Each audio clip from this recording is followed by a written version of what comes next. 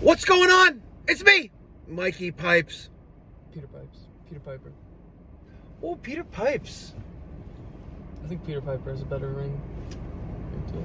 Anyway, ladies and gentlemen, we are at our first service call. Today is Tuesday, October 17th, 2023, 8 o'clock on the dot.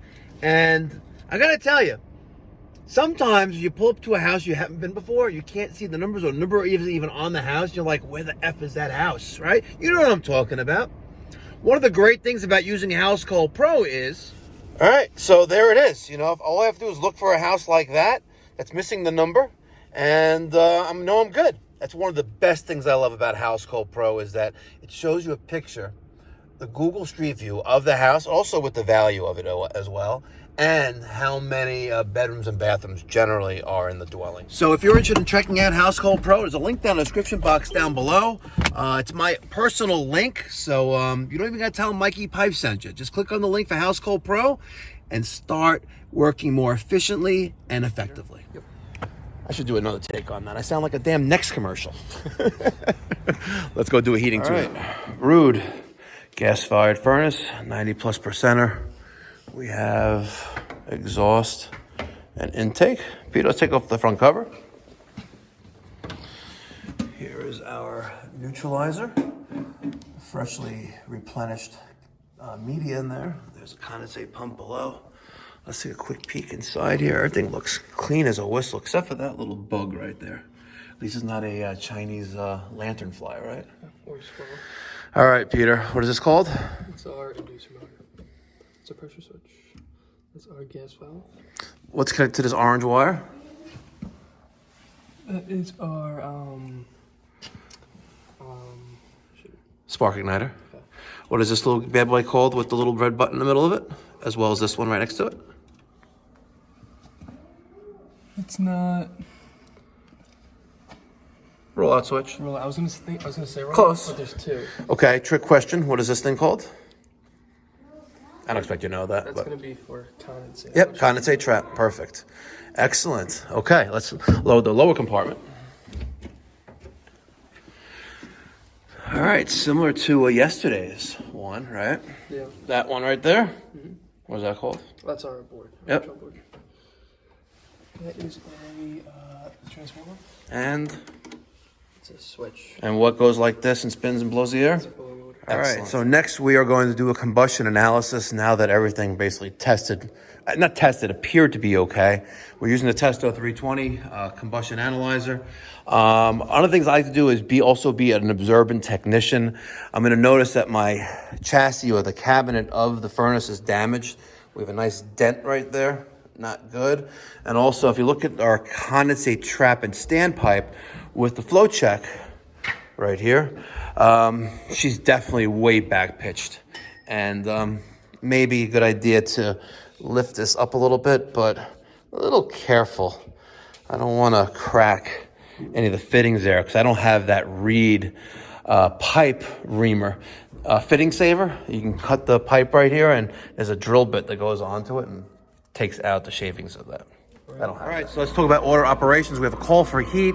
As long as my rollout switches are okay, my inducer motor will get power, right? That's going to create some pressure for the pressure switch, and that's going to allow, as long as our high limit is okay, and if there is a high limit on the blower wheel assembly, as long as that's okay as well, in a few seconds we should have tick, tick, tick coming from our igniter. There that is.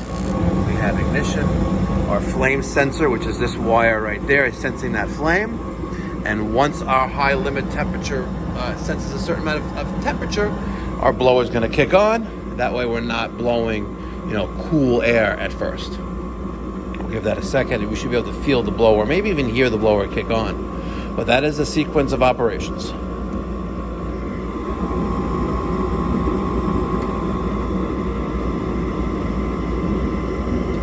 And there is our blower. Excellent. Now, fortunately, we have a test port right here that we could use for our combustion analysis. If not, we would drill a hole here and then fill that in with a plug. So our Testo is on. Pop that out. Shove that in the hole. And let's see what kind of numbers we got. Why do these have two rollout switches compared to a So very good question. Yes. So on boilers that we work on, standard atmospheric boilers, you'll have a rollout switch, which is a ceramic thermo disc, right? Which once that burns out, it's done. This is similar to a spill switch, right? On the back of a boiler. And why there's two on a furnace and I guess only one on a boiler? Great question. I would say just added protection. I guess on a boiler, which is not always the case, if you're going to have rollout, flame roll, you're going to have it usually in the whole front. But that's not always the case because you can have a partial blockage of carbon, a partially carbonized boiler where flames can roll at one side and completely miss the rollout switch, right? So it'd actually be a great idea if maybe on the next install, add a secondary rollout switch. All right. I don't know. Good question. The next time we call like US Boiler or Samsung, for example, we'll ask them like, hey, well, not Samsung. They don't make cast iron boilers. Great question. Okay. So we have a stack temperature of 95 degrees, O2 of 10.6, 28 parts per million, particles per million of carbon monoxide, gross efficiency at 95.2, and 5.78 CO2. I'm quite confident that we're going to hit clipboard. We're going to pull that out, and we're good to go. So before we leave, let's do a quick little quiz with Peter on this water heater. Peter, again, this is a pop quiz. If you know the answer, you give yourself a pat in the back. If you don't, it's okay. What's the first thing that pops to your mind? What's wrong with this water heater installation? What's wrong? Yes. Like a second to look around? Yes. Wait, reveal it? Yep. Okay. Two little things I noticed. Okay. I don't think it's what you're talking about, but one of them is the drip leg. Okay. The length. Yes. And the fact that it's PEX. Excellent. Those are the two things. Okay. I was also going to say the drip leg on the gas is too short. It's supposed to be 6 inches. No, the drip leg on that thing needs to be a minimum 3 inches. On the drip leg on the sediment trap on the gas pipe, it needs to be a minimum of 3 inches. Okay, but pursuant to code, and code is, I believe, it is 2804.6. Requirements for drainage pipe on a water heater T&P valve. This is called a T&P valve, right? What do you know what T&P stands for? Temperature. Excellent. You know what temperature? 210? 210. Okay. Yeah. Pressure? I was gonna say 210. Pressure is 50? 150. Okay.